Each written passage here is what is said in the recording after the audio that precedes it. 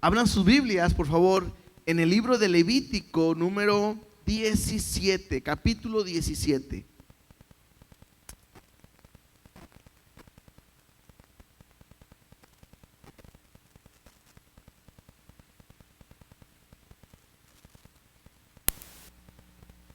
Ahí en su Biblia, en algunos cuando el título viene un título ahí arriba de la lectura, ahí viene el santuario único.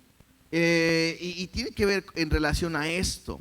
Pero yo le he titulado así literalmente la sangre, porque el día de hoy estaremos tocando el tema en relación a la sangre. ¿Qué es lo que significa la sangre? La importancia de la sangre, y tanto para el pueblo de Israel e incluso para nosotros el día de hoy. Entonces estaremos viendo dos temas principales, dos mandamientos que Dios da al pueblo a través de este capítulo corto, pero que podemos sacarle mucha enseñanza, incluso aplicación a nuestra vida de lo que veremos el día de hoy. Pero antes de empezar con la lectura y que la explicación, oramos y ponemos tiempo en las manos de Dios. Y tú dile a Dios: Dios, háblame en lo que vamos a leer hoy.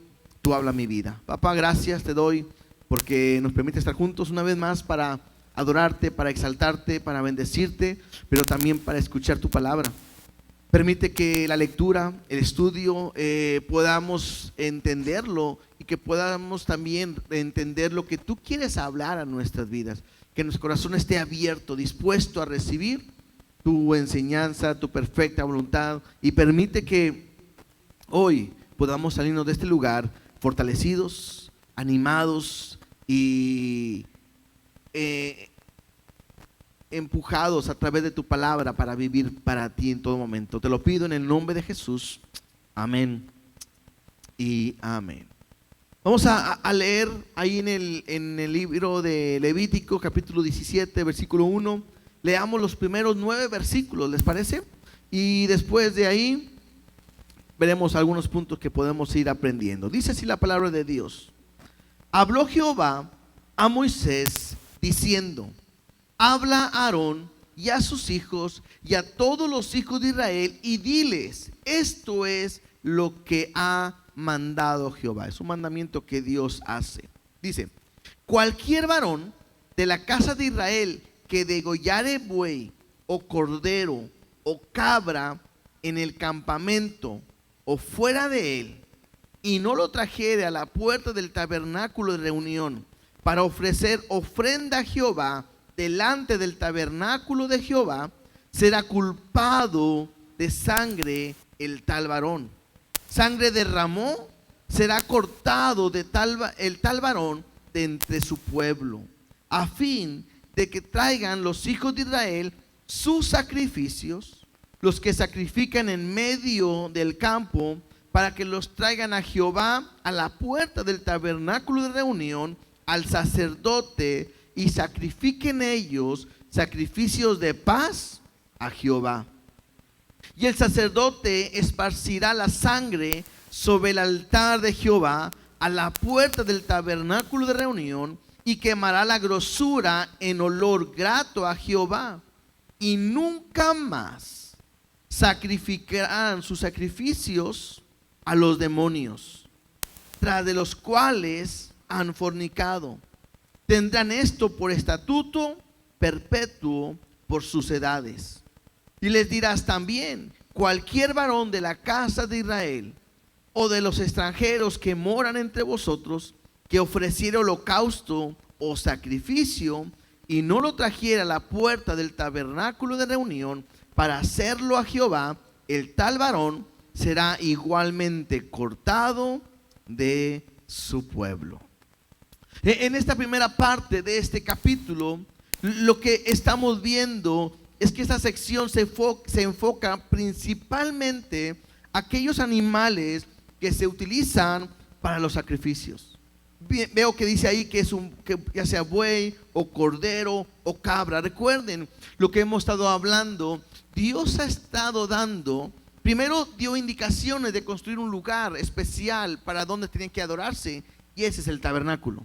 Después vimos que tenían que hacerse sacrificios de cierta manera, y vimos cada uno de ellos. Después vimos cómo tenía que actuar lo que tenía que ser el sacerdote y al ser consagrado, y hemos estado hablando acerca de cómo tenían que ser estos sacrificios de expiación. Creo que tanto los domingos como los martes hemos estado tocando mucho ese tema de expiación, porque me habla que era para cubrir los pecados del pueblo. Es lo que hemos estado mencionando. Pero de repente hay un problema que Dios está diciendo ahora, es que solamente se tienen que hacer sacrificios en el tabernáculo. Por eso dice ahí que cualquiera que hiciera degollara un animal y lo quisiera ofrecer, pero no lo trajera al tabernáculo, iba a tener consecuencias. Porque lo que Dios quería es que todo se tenía que hacer en el tabernáculo. Se centraba todo completamente en el tabernáculo. Perdón, porque el propósito de los sacrificios, lo dijimos ahorita, era expiar. ¿Qué significa? Limpiar los pecados del pueblo. Entonces lo que hace en la lectura, lo que vamos de ver, es que si el hacer un sacrificio fuera del tabernáculo simplemente era matar un animal sin propósito. Si alguien quería hacer un sacrificio, ahora estamos hablando en la cuestión ceremonial, en la cuestión de sacrificios, no cuando alguien mataba un animal para comer o cazar. Ahorita vamos a ver, pero esto tiene que ver con los sacrificios. Si alguien quería hacer un sacrificio y no venía al templo, era algo que era considerado como un asesinato, porque está hablando específicamente de estos animales del sacrificio. Y creo que lo que Dios quiere al dar este mandato, evitar dos cosas que el pueblo podía hacer o estaba haciendo, o por costumbre o porque vio en otras naciones. Y recuerden que si algo quiere es que el pueblo de Israel fuera diferente a las otras naciones.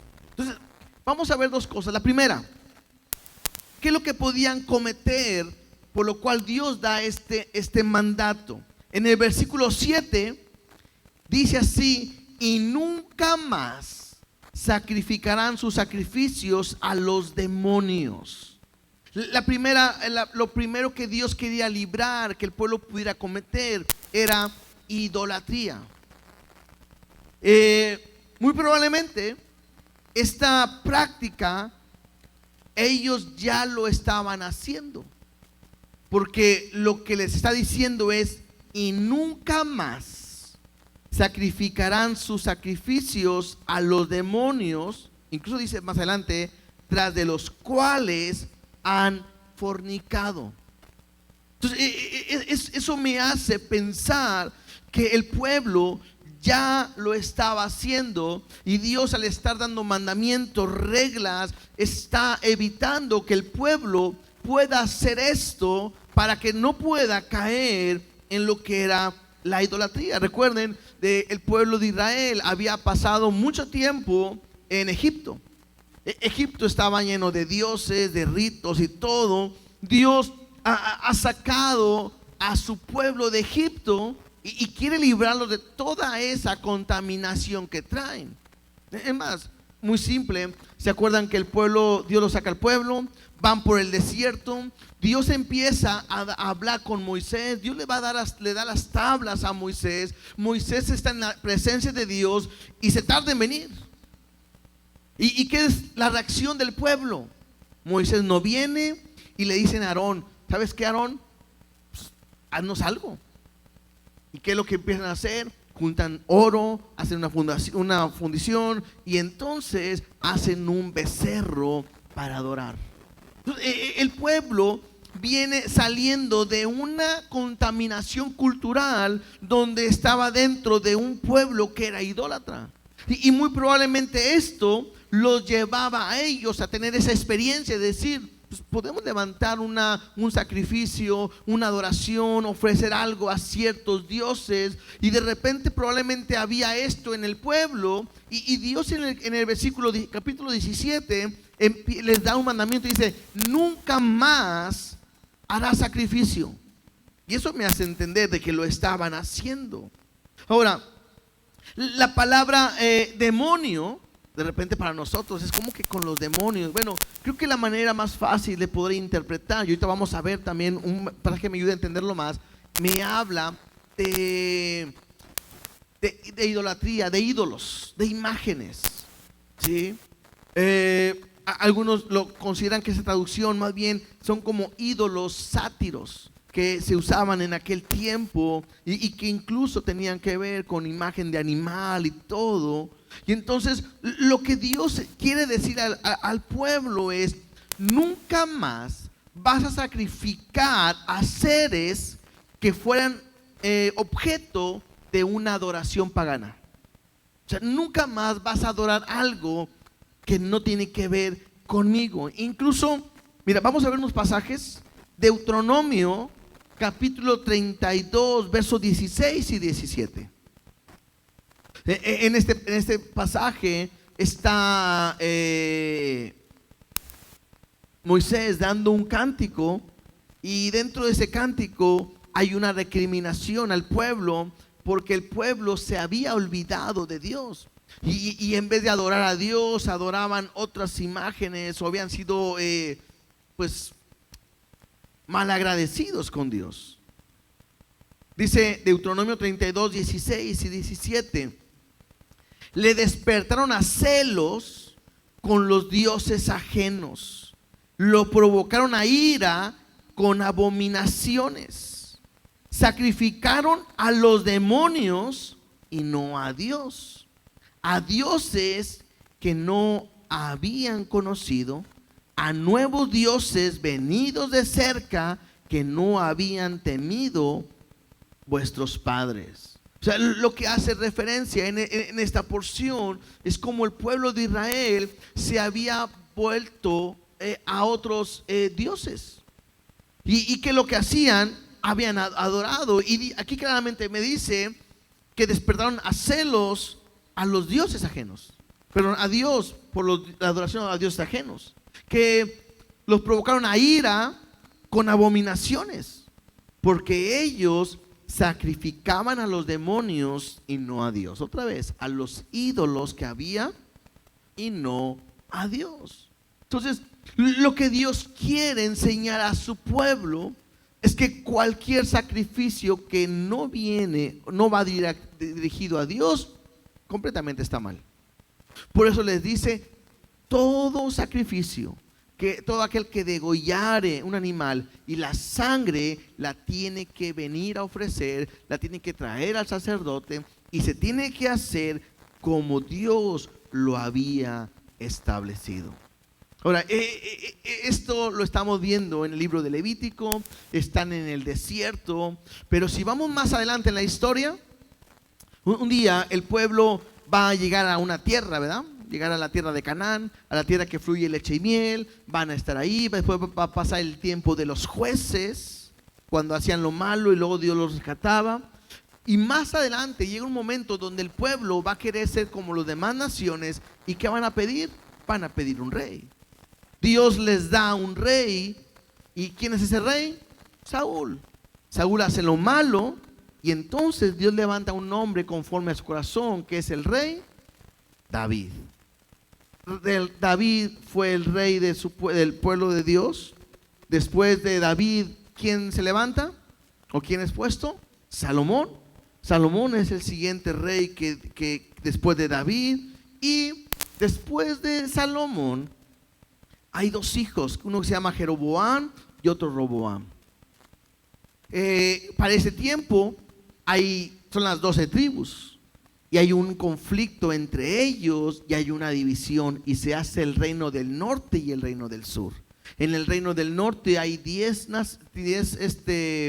tribus. En el reino del sur hay 2 tribus.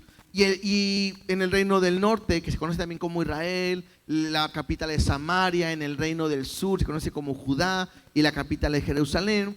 Ahí es donde estaba el templo. Ahí es donde el pueblo tenía que adorar. Ahí es donde se hacía el sacrificio y todo lo que se presentaba delante de Dios. El problema es que Jeroboam, que es el rey del reino del norte, no quiere que su gente tenga que ir y viajar hasta el reino del sur para adorar, porque qué tal si se quedan allá, qué tal si hay un conflicto. Y lo que él trata de hacer es que ellos puedan adorar a Dios en el lugar donde ellos viven. Y lo que va a hacer Jeroboam es levantar y crear una nueva religión, porque él va a levantar adoración y culto de cosas que Dios no había pedido. Y lo que Dios está diciendo en Levíticos completamente hace lo contrario. Jeroboam, mire, vamos a ver nada más unos pasajes. Segunda de Crónicas, capítulo 11, versículo 15. Me dice lo que este rey realizó. Segunda de Crónicas 11:15 dice: y él designó sus propios sacerdotes para los lugares altos, y para los demonios, y para los becerros que él había hecho. ¿Qué es lo que hace este rey? Se me puede olvidar, o no se tiene que olvidar, que es parte del pueblo de Dios. Son de las 10 tribus de Dios. Y en esas tribus, este hombre dice: no quiero que se vayan a adorar a otra parte, y voy yo a empezar a poner lugares de adoración. Y pone un lugar de adoración en el norte, del reino del norte, y otro en el sur del reino del norte, para que se adore en el mismo lugar. Y empieza a levantar, él pone unos becerros para que ahí mismo se adore. Levanta, él establece sacerdotes y empiezan a hacer, se puede decir, una religión, porque es es algo que Dios no estableció, pero él se lo inventó, ¿sí? Entonces Jeroboam cambia lo que Dios había establecido. Pone lugares de adoración donde no se tenía que adorar, porque Dios decía que todo tenía que ser, ¿dónde? En el tabernáculo o en el templo, lo que Dios había establecido. Primera de Reyes, capítulo 12, verso 28. Primer libro de Reyes, capítulo 12, verso del 28 al 30. Dice así: y habiendo tenido consejo, me está hablando de este mismo Jeroboam, hizo el rey 2 becerros de oro, y dijo al pueblo: bastante habéis subido a Jerusalén, he aquí tus dioses, oh Israel, los cuales te hicieron subir de la tierra de Egipto. Y puso uno en Betel y otro en Dan, uno al norte, uno al sur. Y esto fue causa de, dice ahí, pecado, porque el pueblo iba a adorar delante de uno hasta Dan, bueno, y el otro hasta Betel, ¿no? Entonces, claramente lo que estoy explicando, la misma Biblia me lo está diciendo. Llega un momento donde este rey dice: ya no más van a ir a Jerusalén, no más. A partir de ahora, aquí están tus dioses, y les muestra sus dioses que él crea. Ahora, es tanto así que incluso le llega a decir: estos son los dioses que te sacaron de Egipto. Y claramente me dice en el versículo 30: y esto fue causa de pecado. Dentro de esta historia, lo más increíble es que el reino del norte lo aceptó y no dijo nada. O sea, lo correcto es que hubieran dicho: no, espérame, rey, estás mal. Yo tengo que ir a adorar a donde Dios no lo ha dicho, no lo ha establecido. Pero ellos lo aceptaron. Ahora, esto que estamos leyendo de Jeroboam va a pasar mucho tiempo después de lo que Dios está mandando aquí en el libro de Levítico. Y eso es importante, ¿por qué? Porque me muestra que puede ser muy fácil de repente cambiar a Dios por los ídolos. No nos vayamos tan lejos, el día de hoy es una realidad eso, ¿no? La gente sigue adorando ídolos, la gente sigue creyendo en ello y aunque uno le diga, ellos piensan que están bien porque es la manera en que se sientan más seguros. Ahora, el adorar a ídolos, tengo que decirte que eso también me habla acerca de un peligro que nosotros podemos pasar.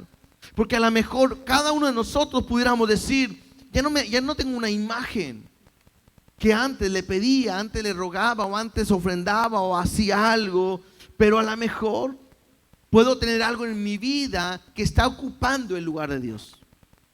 Porque ¿qué es un ídolo? Ídolo es todo aquel que ocupa el lugar de Dios. ¿Y qué puede ser un ídolo para nosotros el día de hoy? Creo que puede ser el trabajo. Creo que puede ser a veces hasta una persona. Hay gente que está dispuesta a dejar a Dios por tal de tener una pareja, un sueño, un plan, mi vida. Hoy el hecho de cuidarte, tu aspecto, el hacer ejercicio, y a veces ese se convierte en un ídolo para ti. Porque estás tan enfocado en eso que haces a un lado a Dios. Entonces, el dinero puede ser otro. Y puede ser que le estamos dándole a eso que es un ídolo. ¿Cómo me doy cuenta? Porque a eso que es nuestro ídolo es a lo que más le invertimos nuestro tiempo, nuestro dinero. Y puede ser cualquier cosa que no sea en nuestro Dios verdadero. Entonces, estas cosas ellos la estaban pasando o lo estuvieron haciendo, más bien lo hicieron en su pasado y luego vienen a lo que Dios los ha rescatado y el problema es que lo están tratando de volver a hacer. ¿Me explico cuánto a ello? Les dije ahorita, estaban en Egipto, tenían una cultura, a lo mejor vieron otras cosas y el problema es que ahora que han sido salvos o rescatados, lo quieren volver a hacer. Y esto es importante, ¿por qué? Porque muchas veces nosotros caemos en esto. Yo no sé, a lo mejor en otros tiempos tú traías tu medallita porque te sentías que eso te protegía.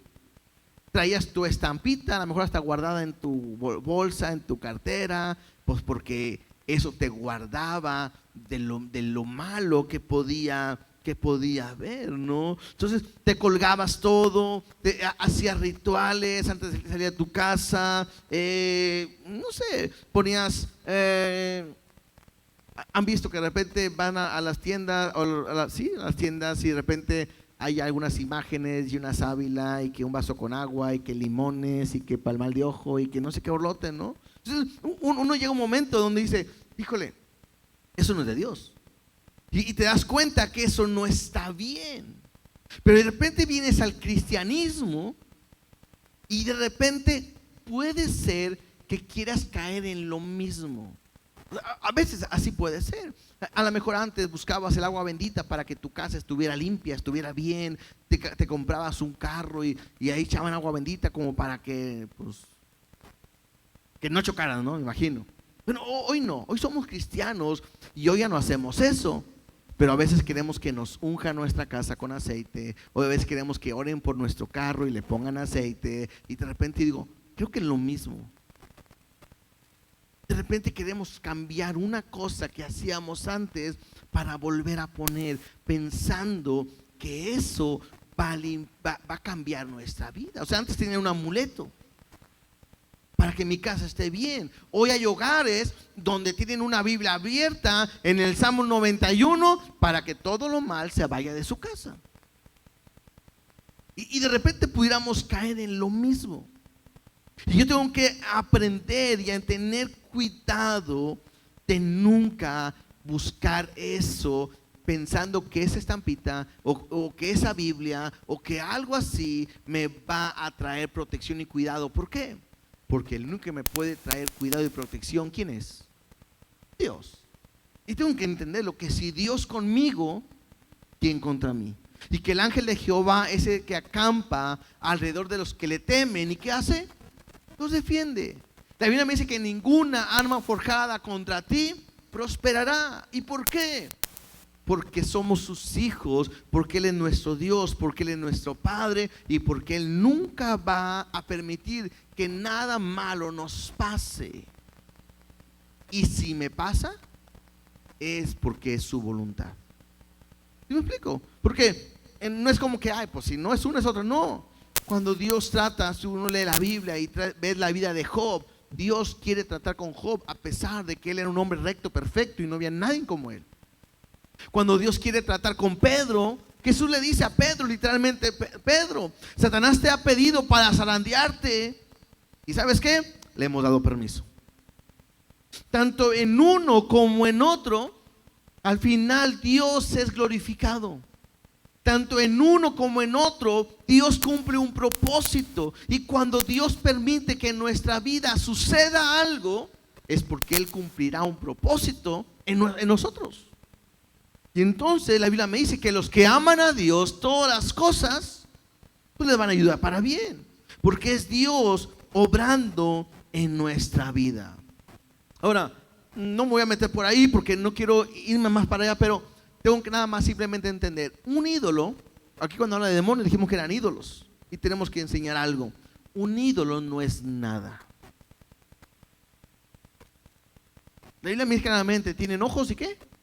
No ven. ¿Tienen boca y qué? No hablan. ¿Tienen pies? No caminan. ¿Tienen manos? No palpan. Se mueven.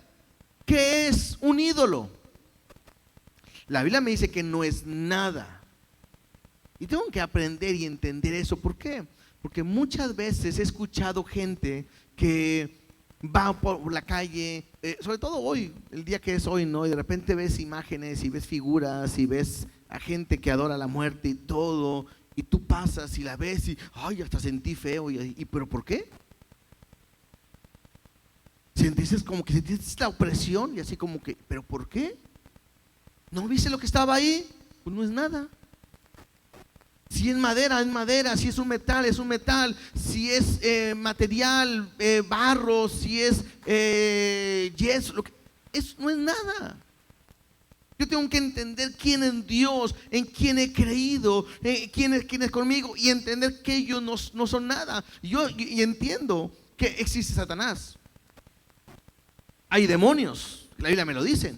Pero importantísimo, Satanás no es omnipresente para estar en todas partes. Los demonios tampoco. No son omnipotentes para hacer lo que ellos quieran. Ellos están bajo el dominio completamente de Dios. No tengas miedo. Es que siento que me di cuenta que nuestra vecina y la de enfrente y aquí a 3 cuadras como que son hechiceros y como que son brujos. ¿Y qué? Es que siento como que me están haciendo un trabajo. ¿De qué? Porque la Biblia me dice que Dios está conmigo. Y el que se tiene que sorprender no soy yo, tiene que ser Él. Y que pueda, si me está haciendo algo, que pueda decir: caray, le estamos haciendo un trabajo y con ellos no podemos. ¿Por qué? Porque su Dios es más poderoso que nuestro Dios. ¿Qué es eso? Tengo que aprender a entender que no, yo estoy en el hueco de la mano de Dios y nadie nos puede arrebatar de ahí. Yo no tengo que temer, no tengo que dudar, porque las imágenes no son nada. ¿Estamos? La otra razón, la primera, recuerdan que dijimos por qué Dios quería dar este mandamiento. El primero es porque Dios quería evitar que pudieran caer en la idolatría.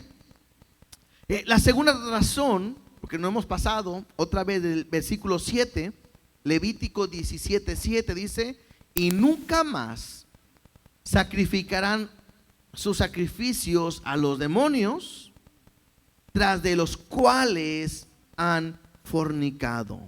Lo segundo que Dios quiere evitar es la infidelidad. Porque aquí al final leíamos y habla de fornicación. Y importante entender que aquí no está hablando en un sentido sexual, sino está hablando más bien en un sentido de adoración. Y el sentido es este, que el pueblo estaba siendo infiel al Dios que lo ha rescatado. Ahorita lo leímos con Jeroboam. Hace un becerro y le dice al pueblo: este es el Dios que nos sacó de Egipto. Y así como que, espérame, estás faltando a la fidelidad de lo que Dios y el que te ha sacado. Entonces, si leemos la Biblia en todo el Antiguo Testamento, uno de los grandes problemas que tenía el pueblo era la idolatría. Y muchas veces el pueblo le fue infiel a Dios, porque sacrificaba a los demonios en muchos lugares, en lugares altos y aquí y en todas partes. Era un problema fuerte. Mira lo que dice otra vez en Deuteronomio 32, sigamos leyendo ahí donde ahorita nos paramos, del 18 al 20. Deuteronomio 32 del 18 al 20 dice así: de la roca que te creó te olvidaste. ¿Quién es la roca? Dios, ¿verdad? Él es la roca de nuestra salvación. De la roca que te creó te olvidaste. Te has olvidado de Dios, tu creador. Y lo vio Jehová y se encendió en ira por el menosprecio de sus hijos y de sus hijas. Lo menospreciaron. Y dijo: esconderé de ellos mi rostro. Veré cuál será su fin. Porque son una generación perversa, hijos, ¿qué dice? Infieles. A mí este pasaje me dice claramente, el olvidarte de tu creador, el menospreciar a aquel que rescató tu vida, es infidelidad. Y estaban siendo hijos infieles, porque en vez de adorar a Dios que los ha salvado, iban tras otros dioses que ni conocían. Entonces, si regreso a Levítico, el mandamiento era tan claro, era: en el tabernáculo tienen que ir, ahí tienen que sacrificar, y no lo van a hacer en ninguna otra parte. ¿Por qué creen que Dios estaba haciendo esto? Dios está haciendo esto para prevenirlos que rompan el primer mandamiento que Dios les había dado. ¿Cuál es ese mandamiento? Vamos a Éxodo capítulo 20, del 3 al 5. Éxodo capítulo 20, del 3 al 5, dice así, en los 10 mandamientos que hemos leído muchas veces. Dice: no tendrás dioses ajenos delante de mí. No te harás imagen ni ninguna semejanza de lo que está arriba en el cielo, ni abajo en la tierra, ni en las aguas debajo de la tierra. No te inclinarás a ellas, ni las honrarás, porque yo soy Jehová tu Dios, fuerte, celoso, que visita la maldad de los padres sobre los hijos hasta la tercera y cuarta generación de los que me aborrecen. ¿Cuál es el mandamiento? No tendrás dioses ajenos. No adorarás a nadie, no inclinarás a nadie, no te harás imagen, no te harás semejanza. Y lo que está haciendo Dios simplemente es, entiendan, el sacrificio, lo que van a ofrecer, sacrificios de paz, de expiación o cualquier tipo de ofrenda, tiene que ser en el tabernáculo. Y si es en el tabernáculo, ¿para quién era? Pues para Dios. Y esto es para evitar que ellos pudieran caer en esta infidelidad y que ellos puedan, pues, fornicar.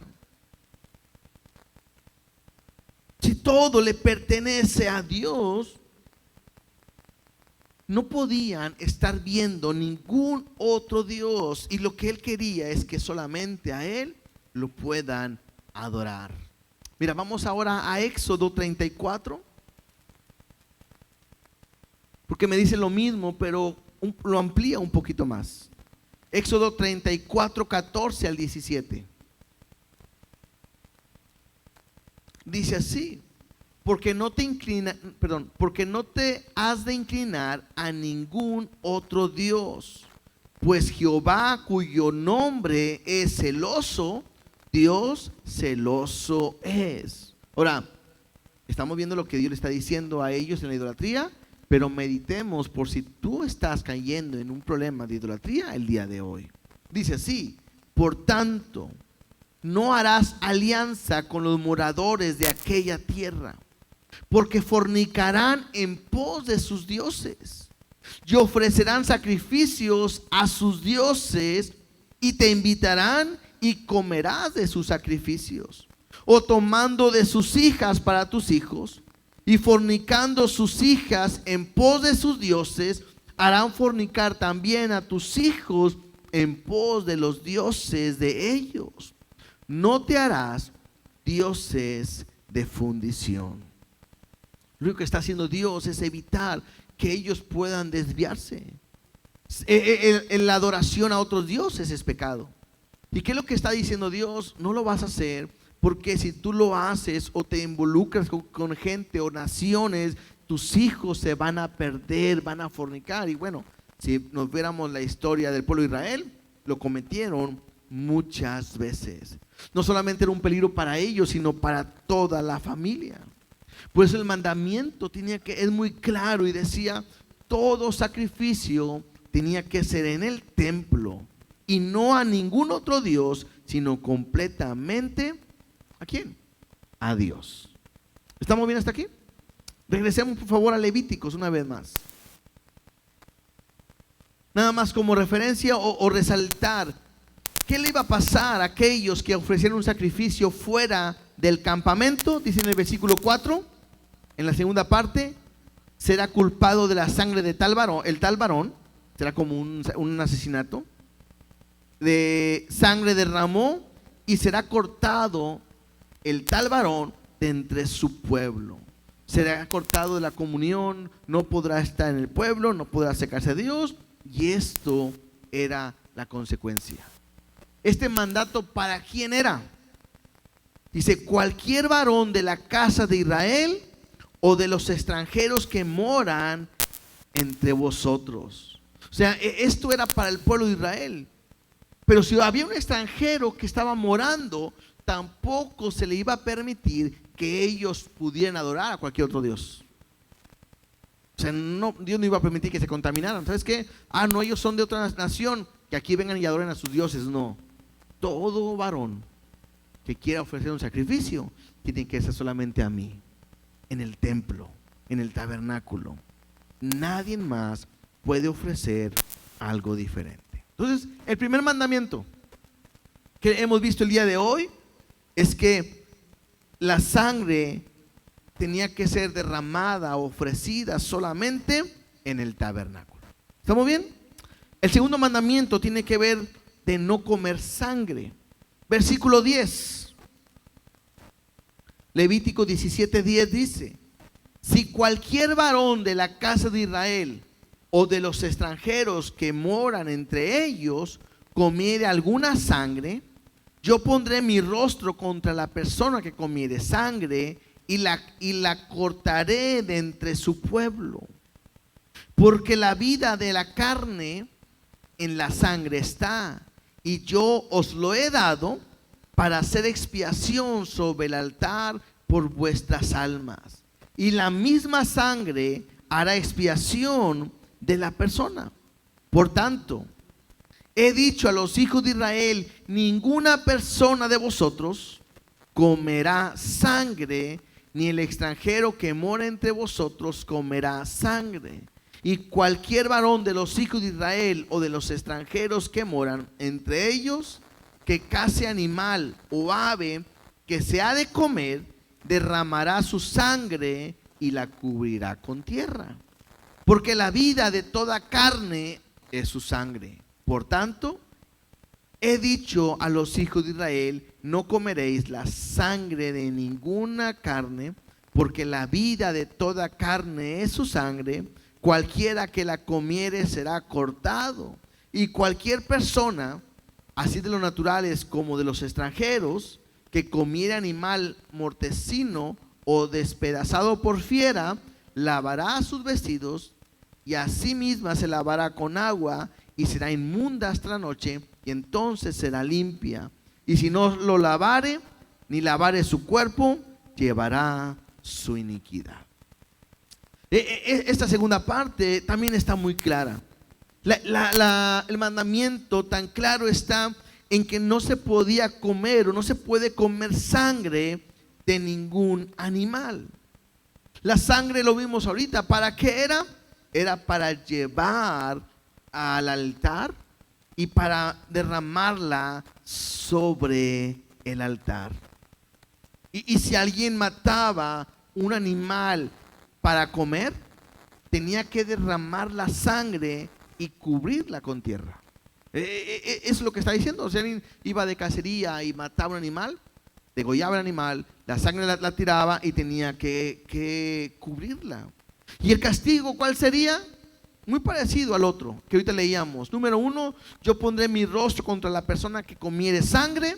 Y número 2, y la cortaré de entre su pueblo. La última parte también que leímos me habla que no podían comer la carne de ningún animal muerto, despedazado por otro animal. ¿Sí? Muy probablemente porque la sangre no fue drenada como debía de ser, o porque podía estar incluso contaminado. Y recuerden que vimos hace unas semanas, un judío no podía tocar un cuerpo muerto porque se contaminaba ceremonialmente y tenía que lavarse, y si se lavaba hasta la noche quedaba limpio, pero si no, aquí me dice que la iniquidad iba a quedar como en él. El problema es que había otros pueblos que comían o bebían la sangre. Y era como un ritual de adoración. E incluso hay gente que el día de hoy aún lo hace. No sé si ustedes han escuchado, han sabido que hay gente que piensa que si se come o se toma la sangre de cierto animal en cierto momento, le va a dar vigor, o le va a sanar, o va a tener fuerza.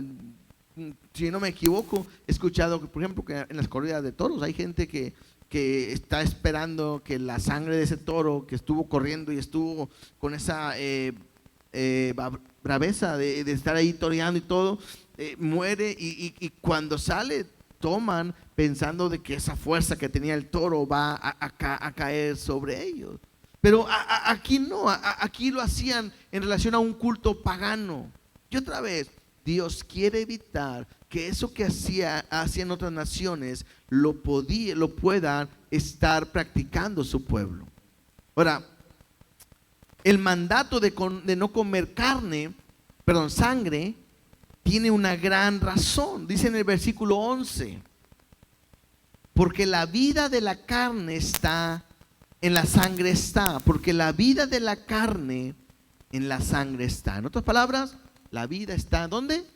En la sangre.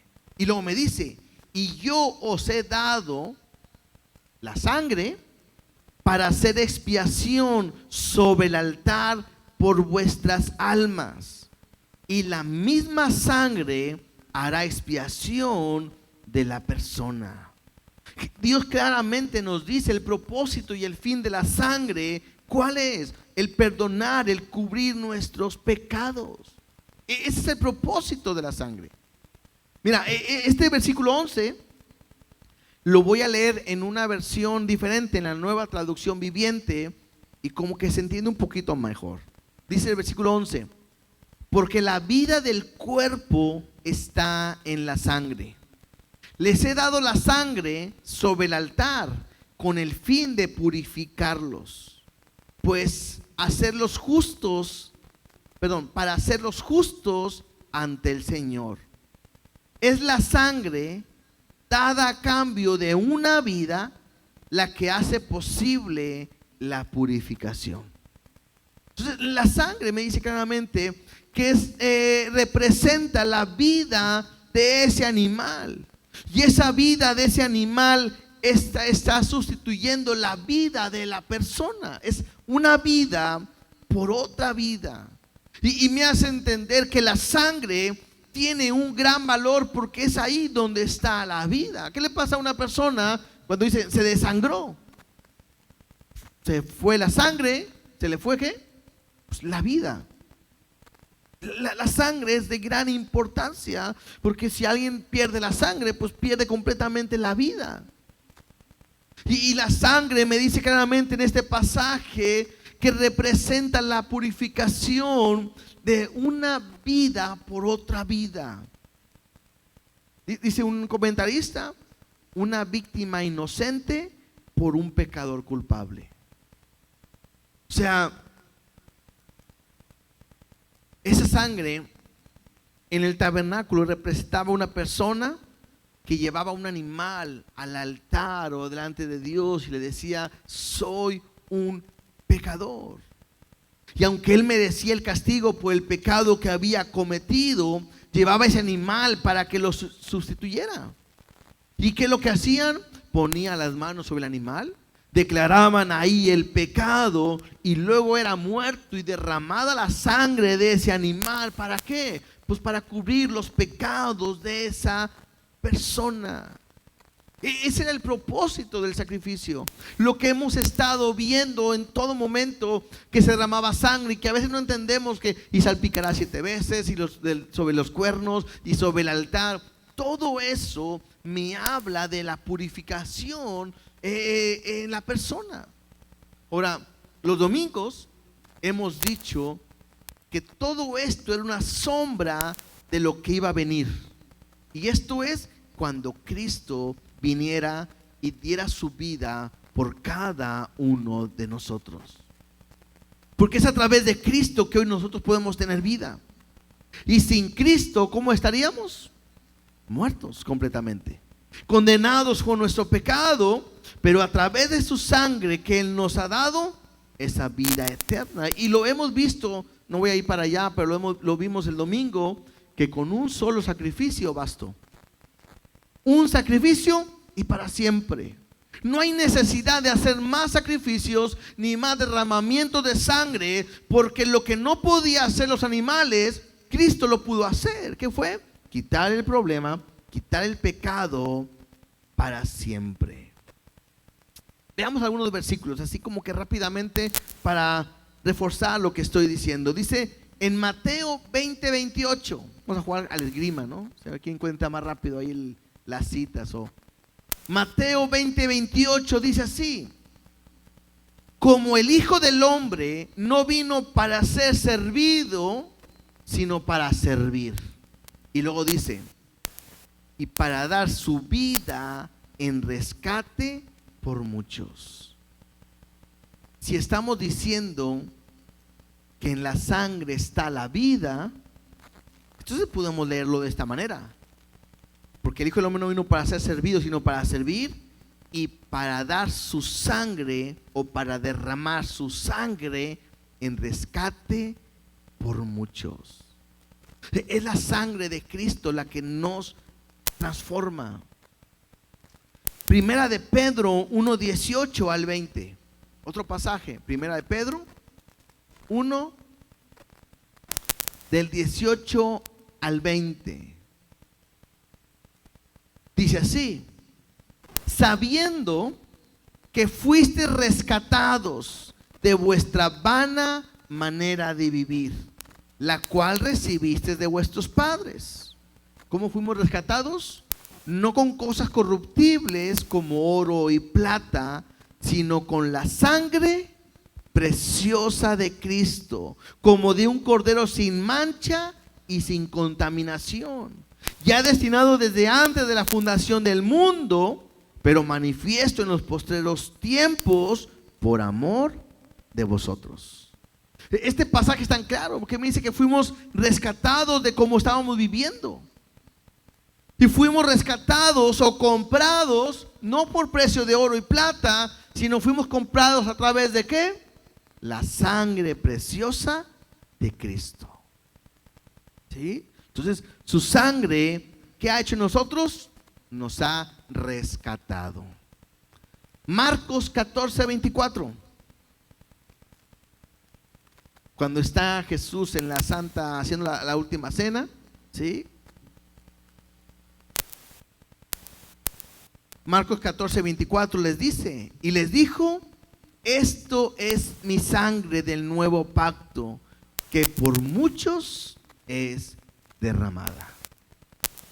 Entonces me habla de su muerte. Cuando Él fue a la cruz y derramó su sangre, al último, cuando incluso en el costado le clavan esa lanza, ¿qué es lo que sale? Sangre y agua. Y esa agua representa que había acabado completamente su sangre. Él derramó completamente su sangre por cada uno de nosotros. Romanos 5:9.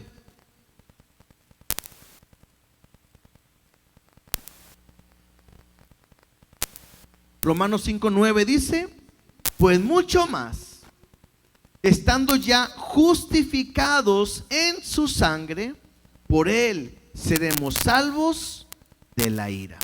¿Qué me hace su sangre también? Me justifica. ¿Qué es ser justo? Es estar limpio delante de Dios como si nunca hubiera pecado. ¿Sí? Efesios 1:7. Si de repente batalla para encontrarlos, anótenlos y después en su casa los puede encontrar. Efesios 1:7 dice así: en quien tenemos redención por su sangre y el perdón de pecados según las riquezas de su gracia. ¿Qué es lo que ha hecho su sangre? Nos ha redimido, nos ha rescatado, incluso dice ahí también, y ha perdonado nuestros pecados. Colosenses 1:20. Colosenses 1:20 dice así: y por medio de Él, de Jesús, reconciliar consigo todas las cosas, así las que están en la tierra como las que están en los cielos, haciendo la paz mediante la sangre de su cruz. ¿Qué hace Jesús a través de su sangre? Nos reconcilia con Dios. ¿Por qué? Porque estábamos en una enemistad. El hombre a través del pecado estaba peleado con Dios. ¿Y qué hace la sangre de Cristo? Nos ha reconciliado para siempre. Juan capítulo 1, perdón, Primera de Juan 1:7. Primera de Juan 1:7. Dice así: pero si andamos en luz, como Él está en luz, tenemos comunión unos con otros. Y la sangre de Jesucristo, su Hijo, nos limpia de todo pecado. Entonces, ¿qué hace la sangre de Jesús? Nos limpia. Si se dan cuenta, hemos hablado de que Él nos ha redimido por su sangre, nos ha traído la paz a través de su sangre, porque nos ha reconciliado, nos ha perdonado nuestros pecados, nos ha limpiado todo a través de su sangre. La sangre de Jesucristo es la función que ha hecho en cada uno de nosotros. Apocalipsis 1:5.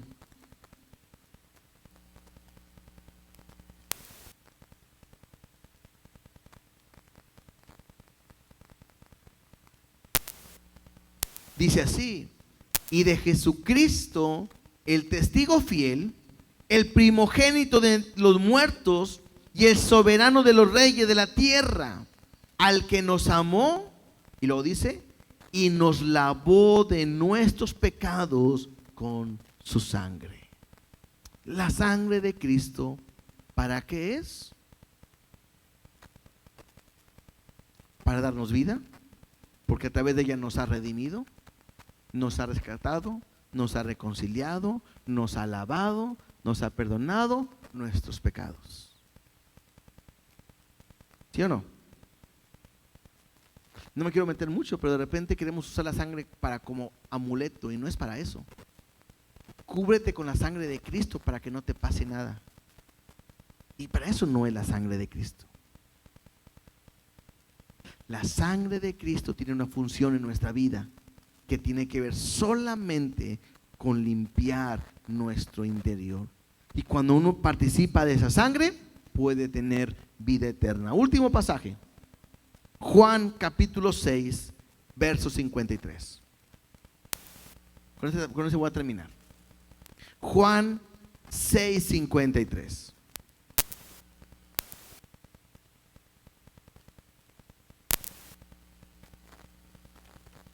Dice el versículo 53. Jesús le dijo: de cierto os digo, si no coméis la carne del Hijo del Hombre y bebiereis su sangre, no tenéis vida en vosotros. ¿Qué significa que representa la sangre? Vida. Jesús está diciendo: si no comes mi carne y no bebes mi sangre, no puedes tener vida. Verso 54. El que come mi carne y bebe mi sangre tiene vida eterna, y yo le resucitaré en el día postrero. Ahora, importantísimo. Habla de una manera simbólica. No quiere decir que tenemos que tomar su sangre y que pues dónde está su sangre. Ahora, para el pueblo judío era un shock. Pues ellos saben que no se puede comer sangre, y que Jesús le diga: el que no beba mi sangre no puede tener vida. Así como que, espérame, si no se puede tomar o beber sangre. Entonces, lo que Jesús está queriendo hacer es que cuando uno come algo, toma algo, eso que comes o tomas viene a ser parte de ti. Hoy se dice: tú eres lo que comes, porque se incorpora a tu cuerpo, y ahora eso que comes es parte de ti. La idea de comer su sangre y beber, de comer su carne y beber su sangre, habla de que sea algo junto contigo. Verso 55. Dice: porque mi carne es verdadera comida y mi sangre es verdadera bebida. El que come mi carne y bebe mi sangre, en mí permanece y yo en él. O sea, uno come y lo que uno come queda en uno. Si comemos a Cristo y bebemos a Cristo, me habla de esa unión que debe de haber para siempre. Dice el versículo 57. Como me envió el Padre viviente, yo vivo por el Padre, asimismo el que me come, él también vivirá por mí. La única manera de poder tener una vida eterna nosotros es a través de la sangre de Cristo. Por eso enseñamos esto. Por eso pareciera que uno ve Levíticos y dice: ¿y qué tiene que ver con tanta sangre y con tantos sacrificios? ¿Y por qué? Y a veces no entendemos. Bueno, nuestra cultura no está acostumbrada a eso. Pero el estudiar me tiene que ayudar a afirmarme. ¿Por qué la sangre de Cristo? ¿Por qué el sacrificar? ¿Por qué en la cruz? ¿Qué fue? ¿Por qué todo lo que ha hecho por nosotros? Porque la mayoría puede entender: soy salvo por Cristo, amén, y se acabó. Pero el día de hoy la idea es entender el por qué, y por qué a Cristo, y por qué lo que Él derramó, y qué es lo que produce el derramamiento de su sangre. La sangre es tanto para limpiar mi pecado para siempre, pero también para beberla, para poder tener vida, porque en la sangre está la vida, y Él ha derramado su vida, y el que toma su vida la tendrá para siempre. ¿Me explico? Que toma su sangre. Otra vez, es de una manera simbólica. No vamos a tomar sangre, no vamos a comer sangre, no, sino me habla de poder recibir y participar de lo que Cristo ha hecho. Y esa sangre de Cristo hoy te limpia, hoy te justifica, hoy te reconcilia con Dios, hoy te perdona tus pecados, hoy te hace una nueva persona, hoy te hace un hijo de Dios, y te hace que puedas participar de las bendiciones y de la herencia que Dios tiene. Y lo más importante, que tendrás una vida eterna y no morirás eternamente. Eso es lo más importante.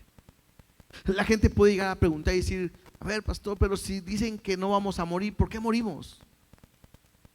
Y la Biblia también es bien clara: porque es necesario que este cuerpo corruptible llegue a su fin.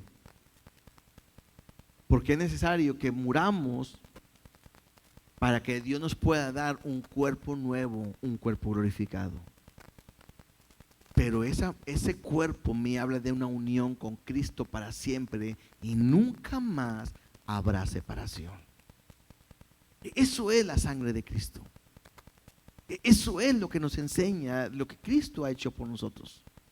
Y la idea de decir tantos versículos, bueno, es que también durante la semana puedes ir a cada uno de los pasajes, puedes leerlos, puedes estudiar y puedes entender muchas más cosas, lo que Dios ha hecho a través de su sangre por cada uno de nosotros.